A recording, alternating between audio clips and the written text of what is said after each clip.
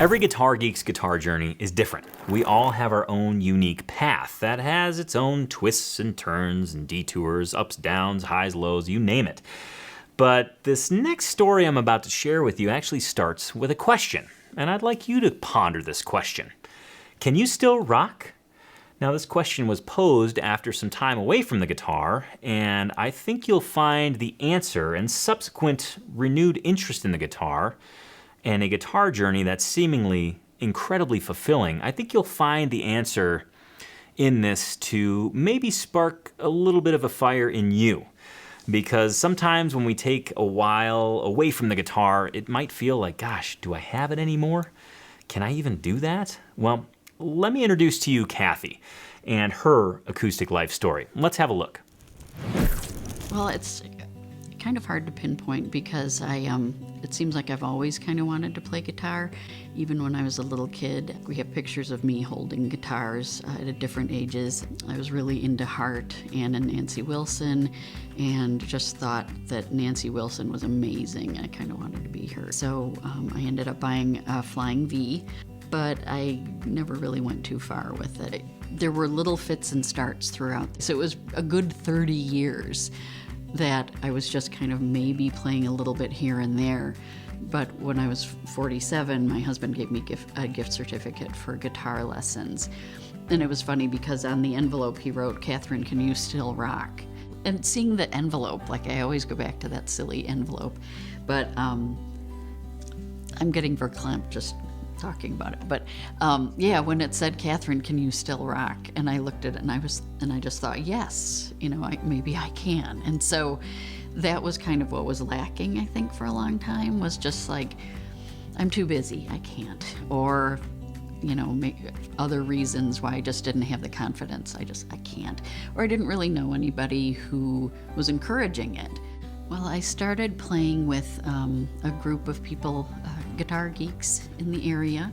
Initially, it was something where, I knew I would want to, but there was probably a little part of me that was thinking, oh my gosh, am I up for this? Or will I be good enough?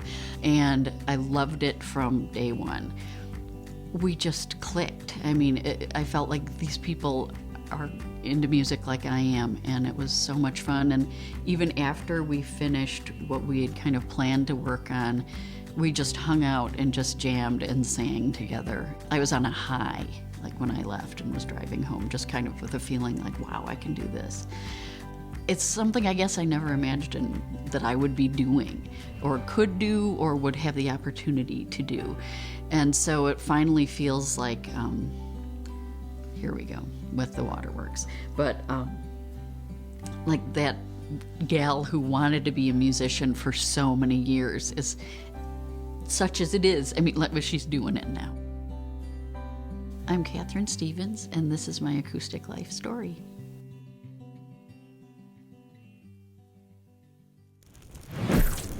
Well, Kathy, I'm pretty sure you've got most of us crying, or at least welling up to a degree. And pondering that question, gosh, can we still rock? I want to thank Kathy for sharing her acoustic life story with us, and of course, just letting us in. It's always cool to see how each guitar journey is just a little different, and what inspires people, what motivates people, and ultimately what makes them feel fulfilled and gives us that emotional attachment to the guitar. So thank you very much, Kathy, for sharing your story. Last week on Acoustic Tuesday, we learned how to reflect and evaluate. We completed our pillars of purposeful guitar practice with pillar number 3, which the focus was reflection and evaluation. We learned about flat sawn wood versus quarter sawn wood. Adrian Ballou paid us a visit and answered some of our questions, and we took a listen to the band Joseph, a trio of amazing sisters that have seriously superhero-like vocal powers. This week on Acoustic Tuesday, you already got to know Kathy and her guitar geek story. We're going to dig into a magazine dedicated to the craft of songwriting. I'm going to share with you some desktop guitars. You got to see these. They're just too damn cool. I'm gonna play a tune for you, and you're gonna listen to a Loudon-wielding fingerstyle guitarist. All that and more right after this. I'm Tony Polecastro, and this is the Acoustic Tuesday Show. Guitar geeks, unite. Welcome to Acoustic Tuesday, episode number 117. This is the show where we're going to learn about acoustic guitar gear, discover acoustic artists, and get inspired to live your very best acoustic life. As with all episodes of Acoustic Tuesday, I'm going to share with you my Guitar Geek list for the week. But before we dive into that list, I've got some Guitar Geek trivia for you. Here is your question. In which year was the Fretboard Journal, a quarterly guitar publication, founded? 2001? 2003, 2005, or 2007? Go ahead and ponder that, and at the end of the show, I'll be sure to give you the answer. Now, before I dive into the Guitar Geek list today, I do have to introduce you the man behind the scenes, my dear friend, Sir Noah Jacob Heckman Jr. the First. Noah, good morning to you. Tony, good morning. Are you having a little bit of deja vu right now? Yes, it's funny. It's exactly what I was thinking. Right before I clicked over to me, it's like rolling in my head like, wait, yeah. I'm not any different. I know. I don't change. Well, I have changed. I've donned the more Blackhawk regalia because I'm thinking the more items of fan the more items I wear, the better the team will do. So pretty soon I'm just going to be like that kid on the Christmas Story, just in all the Blackhawks memorabilia and like jerseys, just trying to get them to do just a little bit better. I love the Hawks. It's tough to be a fan when you're in like a rebuilding year and things aren't going as well as they historically were. See, but that's the definition of fan to me. Yeah. Right? It's not that you're there for all the wins. Right. But you're there for all the losses. In addition to the wins and the ties. You can't have one without the other. Well, here's the funny thing. I was talking to Whitney about this. This is what we talk about. I was telling her the mental anguish I was going through because I wanted to add to my jersey selection for the Acoustic Tuesday show. This is where I'm a hockey fan. I wear hockey jerseys. It's fun. And I was looking, I was like, well, maybe I can get other goalies' jerseys. Like, I was like, oh, Carey Price, he's a favorite goalie of mine. He plays for the Montreal Canadiens. Or Marc-Andre Fleury, like I could get a Vegas Golden Knights jersey. I just felt wrong. I felt like, I don't know if I could do that. As much as I like them as goalies, I don't know if I can like commit to the full-on jersey. So what I did is I found 2 additional Blackhawks jerseys that I didn't have. Their Hockey Fights Cancer jersey and their Veterans Day jersey. Which will be making an appearance future episodes of Acoustic Tuesday. Just to give me a little bit more fashion, like wardrobe selection. See, I think it's perspective. Okay. I think going for the individual goalie jerseys is your in to a wider selection of jerseys. Oh, like it's justified. Like I can break the fan code because I like the goalie. Totally. Okay. I like your method of thought It's like here. getting into specialization. Okay. Well, it would only be goalie jerseys. Only. I mean, that's all I'd get anyway. Of course. Because goalies, are the best. They're the best. It's the best position in all of hockey. All of hockey. It's the best position. That's all there needs to be. Just 2 goalies on a whole, what do you call it? Team? Rink? Rink? Yeah. Yeah. So just the 2 goalies on opposite sides, just taking shots at each other. That'd be pretty boring. But, it is the best position. A part of me is fascinated by goalies because of the gear that you get to wear. Yeah. Part of me just likes the gear.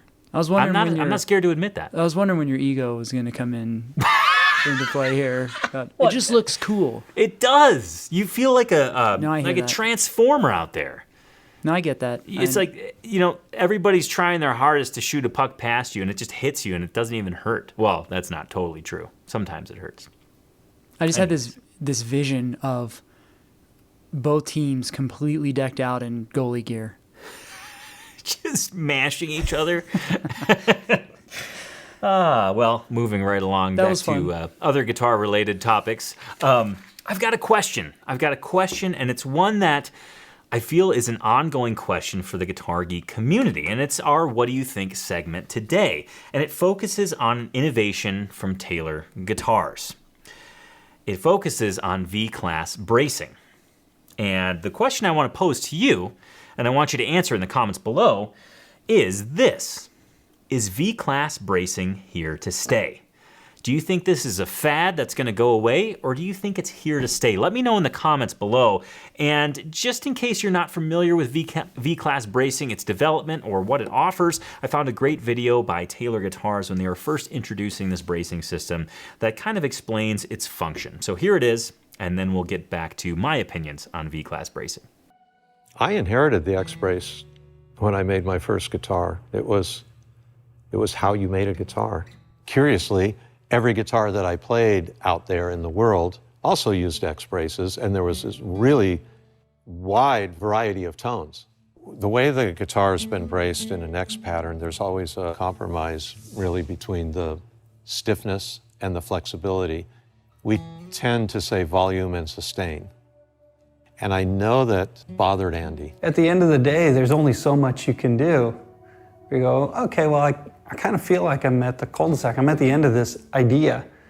And we have this tradition of taking problems and replacing them with solutions. And I believe that's when he started thinking about this idea that involved abandoning this way of making a guitar in favor of a new way. I can see that I need to make something very strong to make the notes last a long time. And on the other hand, I need something really flexible so that it can produce volume. And so I thought, I need something that is both strong and flexible. But how can one thing be two? How can I have two different characteristics? Unless I divided it in some way.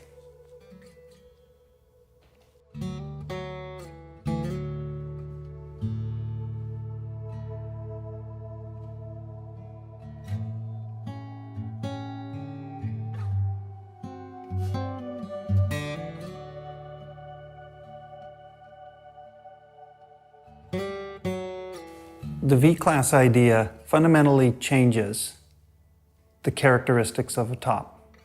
You could have stiffness parallel to the strings to get the sustain and the rigidity that you wanted. You could have flexibility on either side to get the air movement that you wanted. And in doing that, you could create so much order and so much responsiveness that the whole range of the guitar had, there was no chaos, there was no fight. There was no fight between the notes that we play and the way the guitar would respond. There was no internal friction. The intonation got really good. The power got good. The sustain got good. The touch sensitivity got good. The projection got good. Once we got rid of that fight, what you get is balance. With the V-Class bracing, that really makes the guitar 100% Taylor. It's interesting when you see something happen for the very first time, and then you look at it for a while and think about it, and when you're done, you think, well, yes, of course. I could have thought of that, but I didn't.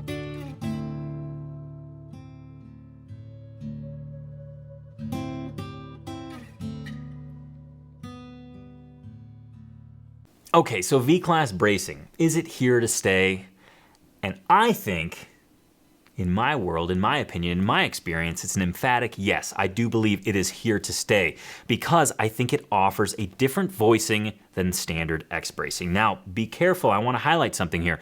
I'm not saying it's better than X bracing. In fact, I don't think X bracing or V-Class bracing, I don't think it's a question of is it better, is one better than the other. I think it just offers some variation, some difference. And I actually kind of gushed on V-Class bracing last episode in 116. Acoustic Tuesday viewer asked, what's your opinion on the Grand Pacific body shape? And then I went into this big love affair with V-Class bracing.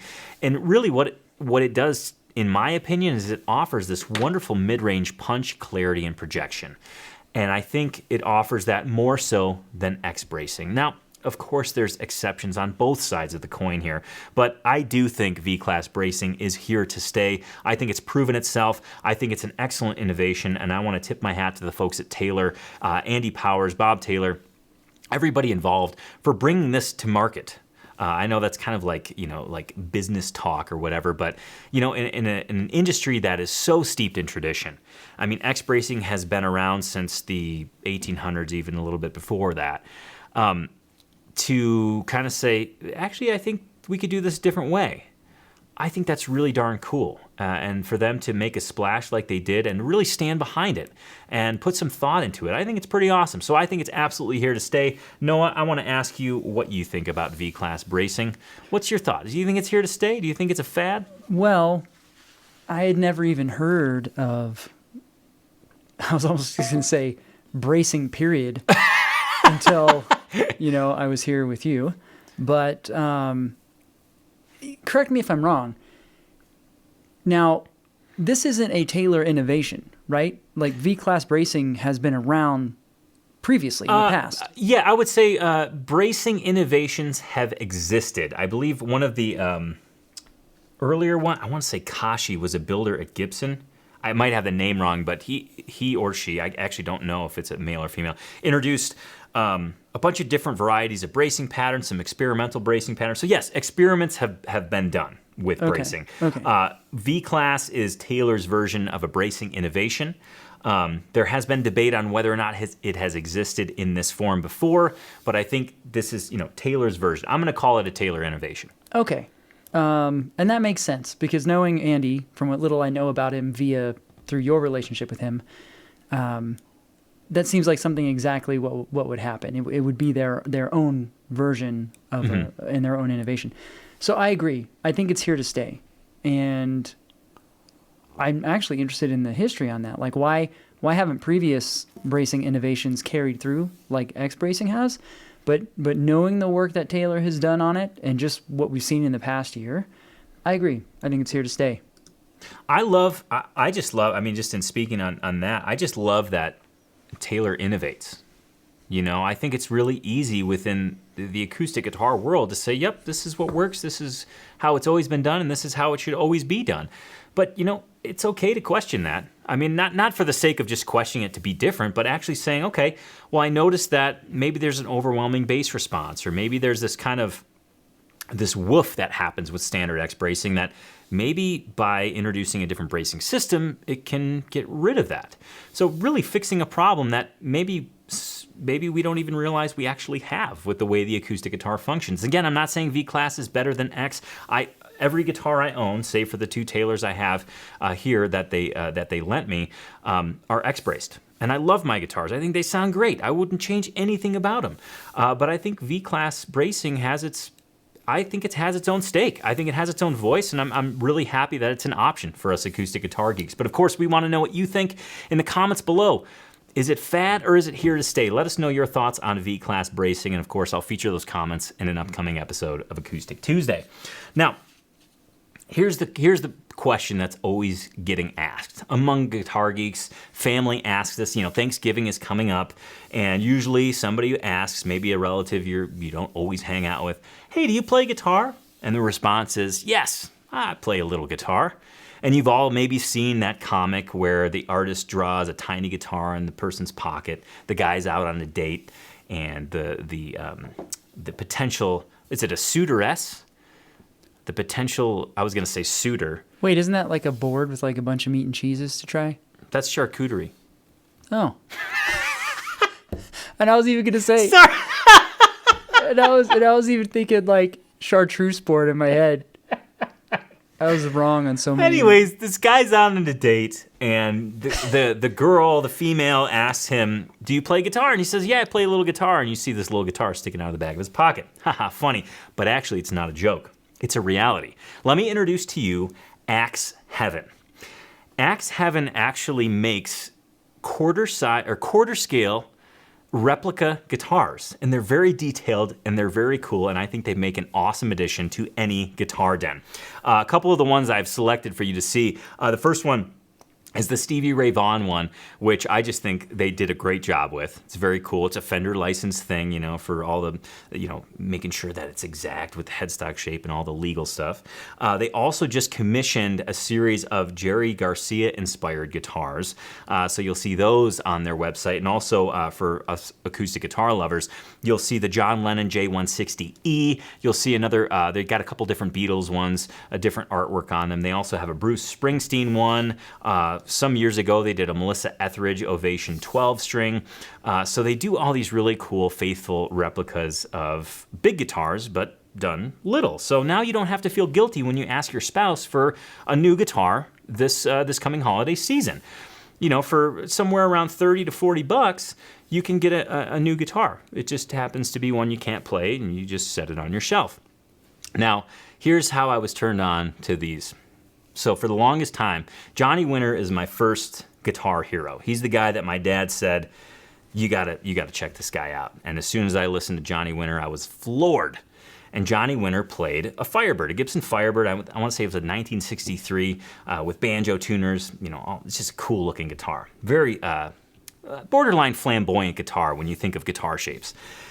Well, anyways, you know, I'm not really an electric guitar guy. I like acoustic guitars, but I found that Axe Heaven some years ago recreated the Johnny Winter Firebird, and I was really excited by that because it allowed me to think I could actually get this guitar.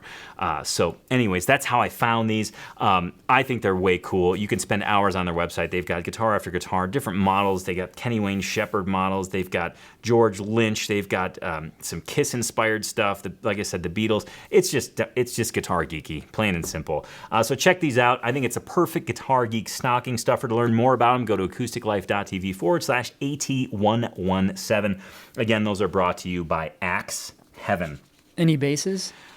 Yes, they have a Jaco Pastorius bass, and they have they have the Gene Simmons axe-shaped bass, the Kiss one, and I want to say there was one more, but the Hofner violin bass that Paul McCartney plays, and I want to say there's a Rickenbacker bass too. So your dreams could come true, Noah. I know you're a fan of the Rickenbacker. I could own them all. You could. For like $90.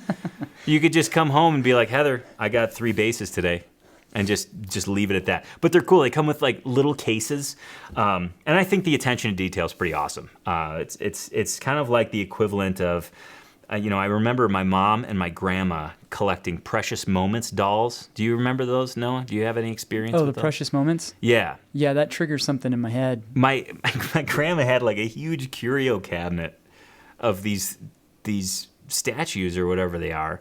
It's like the Guitar Geek equivalent to that. Yes, correct. Or like plates. Yeah, we talked about plates a couple episodes ago. Yeah. I just got to say it. Yeah, go ahead. So what triggered my mind was I stumbled across this artist who actually takes those Precious Moment statues and Halloweenifies them, horrifies them. And I know it's right up your alley. That is incredible. I thought about sharing it with you, and something I got distracted and I didn't, but I now remember. Man, I'm going to have to do a little bit of digging. I'll have to do some research, as my dad likes to say.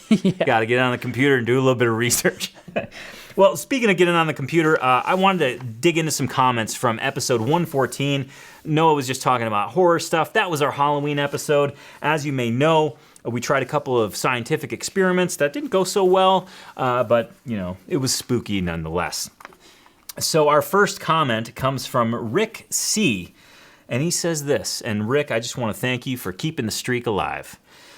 He says, just found this video of Molly Tuttle playing a unique guitar. You just mentioned her again on today's show. In fact, Rick, I try and mention her as many times as I possibly can. You have completed the streak here. We are at number 117 mentions of Molly Tuttle. He says, I'm curious about this guitar. What are we talking about? Let's take a look at this video, and then I'll dig into it.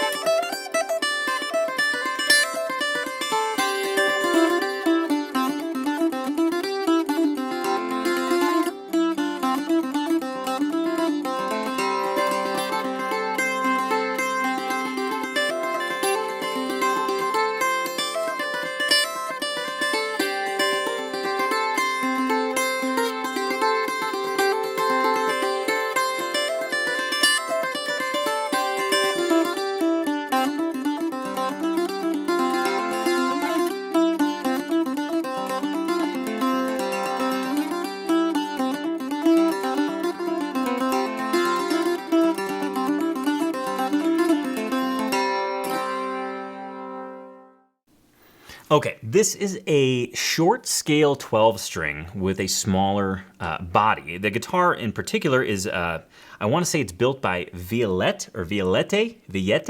Hopefully I said, one of those might be right. I might be totally missing the boat here. The Violette Avant. And it's a, as I mentioned, short scale, small body, 12 string. Think like almost guitar mandolin hybrid. The beautiful thing is you don't have to learn any new chord shapes because it's a 12 string. You play all your guitar chord shapes like you would. It's just tuned higher. It features a very dulcet mandolin-like sound. In fact, for those of you who are familiar with my review of the Emerald Amicus, which is a carbon fiber version of this, an instrument like this, it's essentially the same thing. And of course, Molly Tuttle plays it. It sounds awesome. And one of the things I noticed, go look at that video again when you get a chance. It's just great because you can see her picking hand, and it's like the perfect picking hand. The technique, she doesn't brace it at all. Not that that's a bad thing. Some of us brace, some of us don't. But it's just she has such control over her picking hand, even on a 12 string. It's just cool to watch. So thank you, Rick, for bringing that to our attention, both Molly and the cool little guitar. Michael O says this, little guitar. That's 2 little guitar puns. That's cool. Michael O says this. Now, this is in response to our what do you think about slotted headstocks versus standard headstocks. He says, if the deserted island is taken into consideration, I agree with Noah. Although I think his aerodynamic assertion is somewhat suspect. Noah waxed poetic about the slotted headstock being experiencing less wind drag. I think that's basic physics. Yeah. No, I think you're definitely on something there. And then he goes on to say, but in the real world, I prefer standard headstock. He just said the thing and then took it back. I know. Well, I mean, I think he said, he agrees with you in the deserted island scenario. So, so if he was deserted on an island, he would do the slotted. Correct. Okay. Correct. Okay. If he was like, what was the Tom Hanks in Castaway with Wilson? Is that right? What was he? No. If he was like Tom Hanks in Castaway. Right. And he was stuck on an island. He was stuck on an island, right? Yes. And his only friend was a volleyball? Correct. Sounds like my life. Yours would Mine is the deserted island.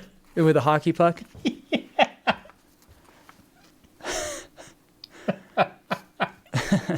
Most hockey pucks are made in Slovakia, so my buddy would be named Slovakia. James F. says this.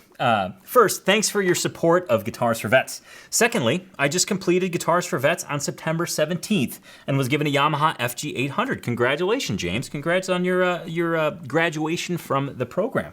Thing is, I already owned a Yamaha FG800, so I decided to donate my older, slightly tweaked guitar to a new local organization named Robin's Home. Here's a quote from their website. Our mission is to provide a full continuum of care for homeless, unstably housed, and low-income female veterans and their children in Butler County, Pennsylvania. Sadly, this is an issue across our country, and current data tells us that the Department of Housing and Urban Development data shows that approximately 5,000 female veterans were homeless in 2017 in the U.S., and that figure is expected to rise. Robin's Home is the first housing program that offers case management to help access benefits and resources to help gain skills for independent living. So I dropped off the guitar and met a few of the girls and Robin's Home founder Mary Chitwood. Pretty cool. So now on to my next acoustic goal, saving up to buy my dream guitar, a Taylor 324 CE. Very awesome, James. Way to pay it forward and way to be an awesome guitar geek. And I like your dream guitar. The 324 CE is a very, very awesome Taylor. It's got a great voice. It's a beautiful looking guitar as well. So keep after that goal. Frequent Acoustic Tuesday commenter and viewer Jess Jones, who has the best stage name, by the way, says this. I'm a simple guy. I enjoy the standard headstock. Less is more, I think. I've heard enough scary stories about changing strings on the slotted headstock enough to keep me away. Fair enough on that. Our next comment comes in the form of a small win from Nico Ursos. I hope I said that right. He says, small win, today is new guitar day. Shout out from Naga City, Philippines. I'm Nico Ursos, and today marks the arrival of my new guitar. 8 years ago, my parents bought me a guitar as a graduation gift, and in less than a year, it got stolen in one of my many musical adventures. I've since been borrowing guitars for gigs and using the church-owned guitar when I lead worship and for improving my skills. I've recently come across your show, and it just simply made me realize that owning an acoustic guitar is essential to life and that I should get one immediately. Which leads us to today's win. The package arrived in the afternoon, safe and scratch-free. I'm on a really tight budget, so I settled for a $150 Baby GS from a Chinese company called Phoebus Guitars. It's an all-laminate mahogany construction, 36-inch traveler size, rosewood bridge and fingerboard, bone saddle, nut, and bridge pins, and produces a tone that punches above its price range. Good guitar, but there was an issue when it came fresh from the box. It had a massive fret buzz problem. But thanks to binge watching your videos, another small win here, I was able to perform a little truss rod adjustment and now it plays like a dream. Thanks Tony and Noah, love what you guys are doing. I can't imagine a week without Acoustic Tuesday. Cheers. Well, awesome job. I'm glad the truss rod adjustment worked out and congrats on having a new guitar. Pretty awesome when you realize that acoustic guitar is essential to life. I love that quote. I firmly stand behind that. More on the guitar thievery here in a second. I actually just noticed an interesting tie-in. This is me thinking out loud. Jeff S. says this, I pick slotted. I have an easier time tuning a slotted headstock. Tuning, I never thought about that. It's easier to reach the pegs on the treble side. As far as changing the strings, it's just a matter of doing it with greater frequency. I've gotten fairly fast at doing it as a result of doing it frequently. And then Rick C. corrects me, and he says, it was the 7th circle of hell per Dante. This was me trying to figure out, we had this dry ice experiment going and these skulls. The mugs were freezing. There was ice on my desk. I referenced Beelzebub being in the 9th circle, and Rick had to correct me and said it was actually the 7th circle per Dante, and I think that's the same circle that guitar thieves go to. That was my tie-in. Just see them all freezing. Ugh. Anyways. Actually, I really like Dante's Inferno. I read it in school, and then I read it after school. Not like, I read it during my attendance of school. And then later, years later, after I was out of school, I read it again. That really struck you pretty hard, huh? Noah's just like, good story, pal. Anything to add on that, or no? Not really? I wanted, just thinking how you just quote it all the time. No, I didn't. I obviously don't quote it, and clearly I have the circles all messed up. But I just remember I liked it so much. My girlfriend at the time got me like a special edition. Yeah. I think this was before Amazon, so it was like she really knew I was into it, and she tried hard to find something. She really cared about you. Yeah. And then she wrote a nice note on the inside cover. And then when we broke up, I was like, oh, I still like the book. I don't want to throw the book away. So I just scratched out the note. Oh. So I could still keep the book. You still have it? Yeah, I still have it. Right on. Yeah, it's a blue hardcover. Yeah, it's cool.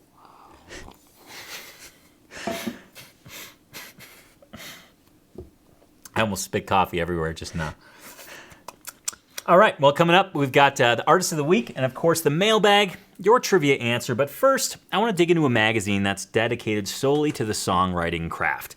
In fact, so often I think songwriting is a topic that is ultra cool to explore, but with guitar magazines, it kind of just gets thrown in every now and again. This magazine is dedicated to songwriting, and it's aptly titled American Songwriter Magazine. Now, you're seeing the picture of the magazine, the issue that actually got me hooked. It's the David Rawlings, Gillian Welch issue, and I just love this magazine. To have an entire publication dedicated to the craft, the approach, different ways of songwriting, even some kind of music businessy stuff, it's really interesting, and I want to urge you to check it out. You don't have to get a full-blown subscription, although if you like it, I would encourage you to do so. But just go to your local bookstore, see if they have it on the shelf, and thumb through it. It's actually really cool. There's some great interviews, and their YouTube channel also features some great performances as well. In fact, I selected one that was brought to you by American Songwriter Magazine as well as Martin Guitar. It's Parker Millsap, and I believe he's playing at American Songwriter Magazine headquarters. So let's check that out real quick.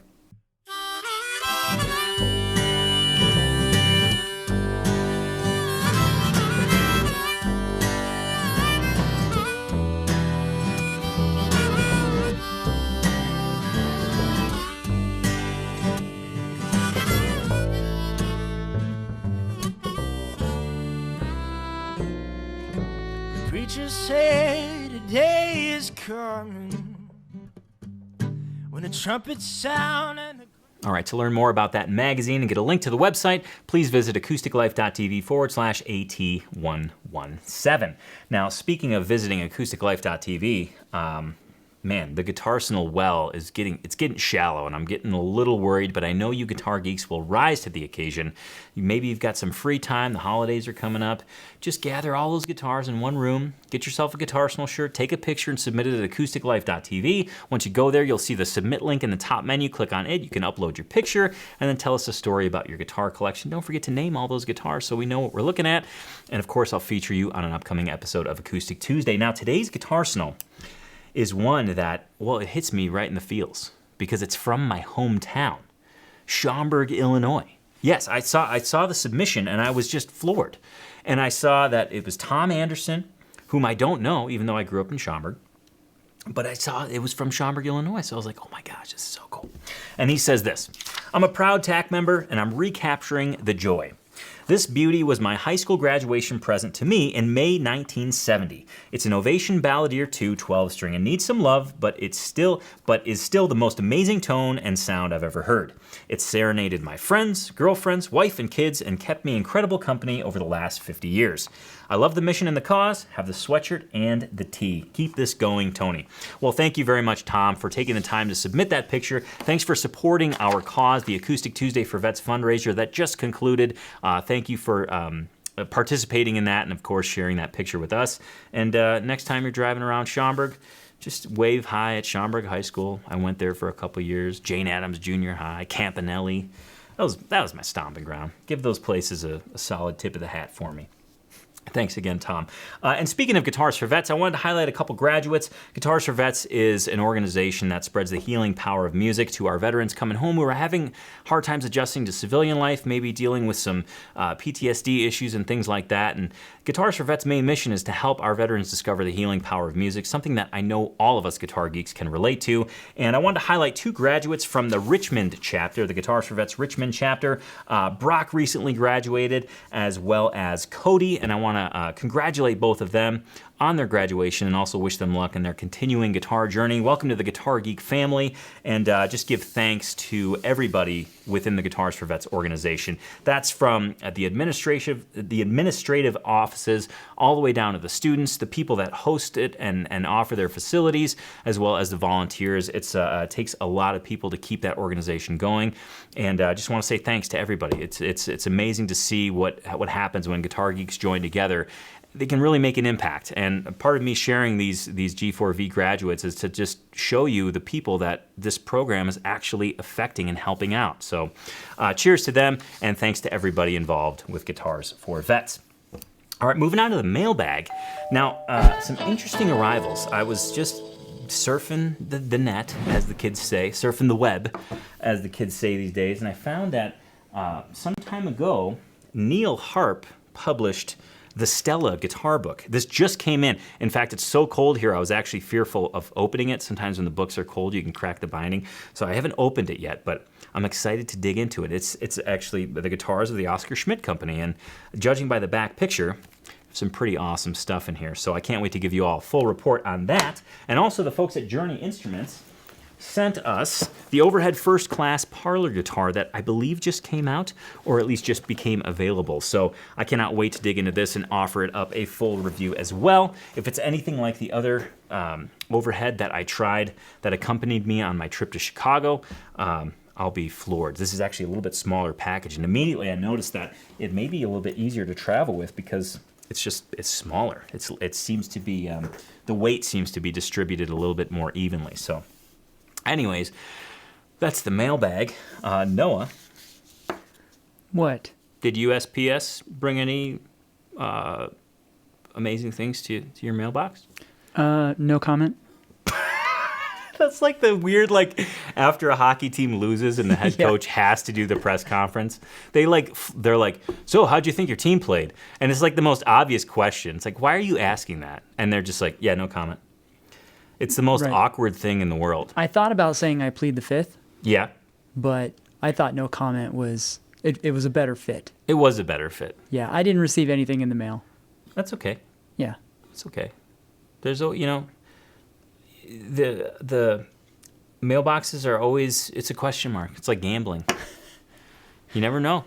Yeah. You could lose your money in the form of a bill. It's kind of like the little awards with social media and stuff. It's like I keep going back to the mailbox because of the maybe. I need to stop. Because of the maybe, did you say? Yeah. Keep going back because of the maybe. I feel like there's a song in there. Yeah. Speaking of Ooh. songwriting. Yeah, it's the You got to magical... credit Noah with that one, though. What's that? Yeah, it's the magical maybe. It's the magical maybe. Do you think if the Beatles... Oh, forget it. I'm not even... I was going to say the Magical Mystery Tour might have been the Magical Mystery Maybe. Yeah. If they grew up in the social media. I think you're right. I think How do you think the Beatles would have handled social media? Oh my gosh. They kind of had social... I mean, they were at the cutting edge of media anyway. Man, that's a deep question. I know. It's a different era, man. John I don't think posting a status on Facebook. I don't think the Beatles could exist today. That's what I'm gonna say. That's heavy. Yeah, It's really heavy. I know. Do you think Backstreet Boys could exist today? Yes. They can exist, but they wouldn't. I don't think they would have been as big. Interesting. You know, like New Kids on the Block is back. Did we talk about that? Oh yeah, yeah. and What's their old music. is I'm new. sorry, their music is terrible. I love the throwback. I love the. I'm sorry. A bunch of 50-year-old guys being like in a boy band, like they're One Direction or something again. It just. I'm sorry. It's okay. You don't have to apologize. Okay. You don't have to apologize. Wow, that opened up a whole can of worms. Let's bring it on home. No, we still have an artist. Sorry. This next feature, oh my gosh, I forgot something. I'll include it next week. I'm all over the map today. You know what I'm talking about? No. It's hidden under the Guitar Arsenal section. I just buried it so I would miss it. Oh. Yeah, we'll just do that next week. Okay. Yeah, we'll do that next week. I'm not worried about it. Okay. I see what you did there. This next, okay, I have to feature the artist of the week, and it comes from Beaufort, South Carolina. Not the artist, but the recommendation. The recommendation was by Acoustic Tuesday viewer Richard Darby, and he says this. John hails from Yorkshire, United Kingdom. He's a singer-songwriter, and his finger-tapping, incredible bass lines, and unique melodies. He takes percussive playing to a new level. It is hard to recommend any particular tracks because they're all great, but I would start with The Secret of Learning to Fly is Forgetting to Hit the Ground. You can hear him sing on the track High and Dry, or Everything, or Passion Flower. You can tell he is passionate about his music when you see him perform. P.S. He has a signature guitar from Loudon Guitars. And the accolades don't stop there. I was on this individual's website, the artist in question here, John Gomm, if you haven't put it all together, Gomm, that's how you spell his last name. And I was looking at the quotes, and I found two quotes back to back that show the bookends of my musical taste, and I thought, this is so cool. It's all coming together. All the stars are connected. So this first quote comes from Randy, who's the lead singer in Lamb of God, who's one of my favorite metal bands of all time. I've seen him twice. Absolutely love them. And Randy says this, there are very few musicians on the planet who can actually strike me speechless with the beauty and skill of their playing. John Gomm is one of those musicians. Pretty cool that, that quote came from, a metal band. The next quote comes from Andy McKee, acoustic guitar virtuoso and incredibly awesome human being. He says this, making music can be a battle between trying to be a technical guitarist and trying to convey emotion. Unless you're John Gomm. Then you can write the most complicated passages and have a heartbreaking melody as well. And I couldn't agree more. And to show you this, I want to offer up the song that I think put John Gomm on the map. I don't know the whole chronology, but this song has a million bazillion views, and it's fascinating to watch. And here's his song Passion Flower.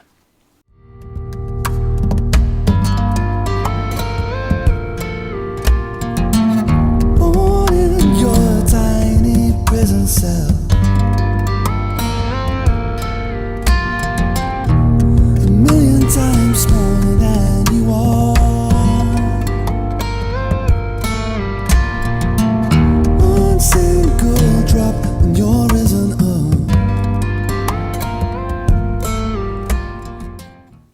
Now, how you can sing and play like that at the same time is something I don't think I'll ever understand. For me, it's like as soon as my mouth starts to open while I'm playing guitar, it's like there's a short circuit. I feel like I start twitching out. And here, John is just doing the percussive thing, the melody thing, and singing at the same time. He's a unicorn of sorts. A musical unicorn. Maybe don't put that on your website, John. Please, if you add any quotes from this show to your website, don't put musical unicorn. I'm sure I can come up with something better than that. Now, Richard had mentioned a song that we should hear, and I selected that as one of our listening samples. So let's listen to the tune. The secret of learning to fly is forgetting to hit the ground.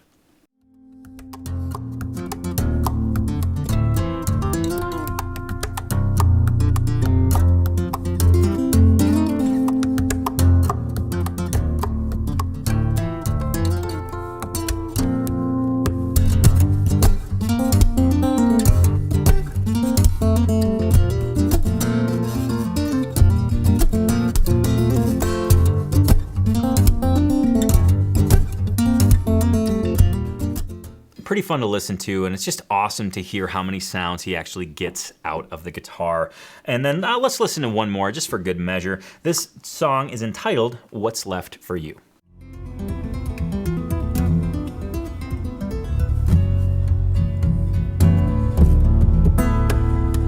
On a train, the landscape is a rush of gray, and tears are streaming down the window pane. Contemplate nothing. Old man sits down and faces me. All right, let me give you the album rundown. Albums you should own by John. These are all available on his website, which you can find at acousticlife.tv/AT117, in addition to those performances you just saw in their entirety. The first album, released in 2003, is entitled Hypertension. Now, there's a funny quote on the website that says, this was just a demo album recorded basically to get gigs. And he got so busy with gigs, he never re-recorded anything, so he figured, well, what the hell, I'll just put this album out. So that is available. The next album, the follow-up to that, was Don't Panic, released in 2009. The next album, released in 2013, is entitled Secrets Nobody Keeps. That actually features John's original artwork on the cover.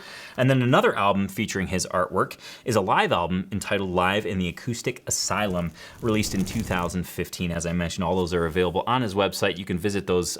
You can visit his website through acousticlife.tv/AT117. And again, that's John Gom. Just pretty awesome. I want to say he was going to play here in Bozeman some time ago, and things didn't work out, and something happened. I can't remember. I just heard he was going to be here, and then I heard he wasn't, and I was like, oh, that's sad. So he's still on my list of musicians to go see for certain. Well, we are ready, nearly ready to wrap up here, but of course we have to revisit the trivia question, and of course I have to deliver the answer. So just a quick reminder of what the question was. In which year was the Fretboard Journal, a quarterly guitar publication, founded? Was it 2001, 2003, 2005, or 2007? If you answered 2005, you're correct. Fretboard Journal was founded in 2005 by two self-proclaimed guitar nuts, Michael John Simmons and Jason Verlinde. The Fretboard Journal is an archival quality quarterly publication celebrating all things guitar and other fretted instruments. Each issue digs deep into the nooks and crannies of the music and gear world, interviewing both legendary players and the innovators of today. It's often referred to as the guitar magazine for grown-ups. Fretboard Journal's home is located in Seattle, Washington, and you can take a sneak peek, subscribe, and perform your own deep dive at fretboardjournal.com. That is not a paid advertisement. I just really dig the magazine.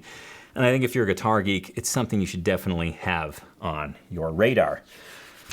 Well, Noah, it's time to wrap up the show.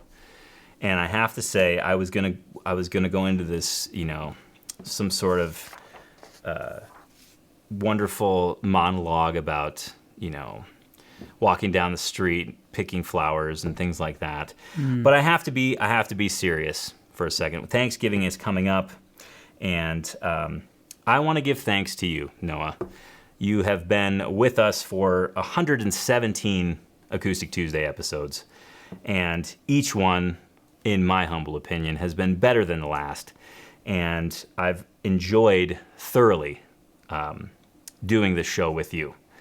And I want to thank you for your time here. For those folks viewing who may not understand what I'm getting at, Noah is going on to pursue some family endeavors, and myself, everybody here at Acoustic Life, all you guitar geeks, I'm sure wish him the best of luck in wrangling those 6 wonderful kids of his, and also his amazingly supportive and awesome wife, Heather.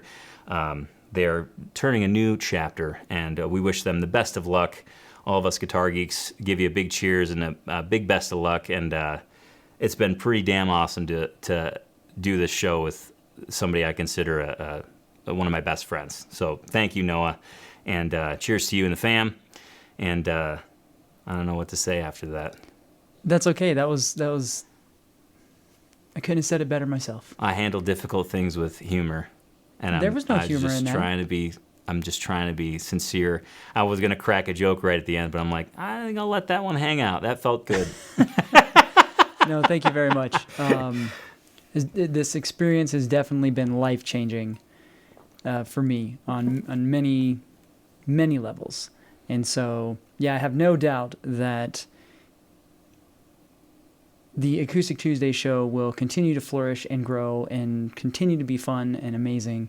And I'm just also thankful that I've been a part of it and have gotten to be here with you. And I'm looking forward to see what happens next in Acoustic Tuesday Futureland. Me too. But thank you. Thank you very much. I feel like I'm going to be a lost puppy for a little bit. Probably. If I'm real honest. Yes, ratings will probably go down.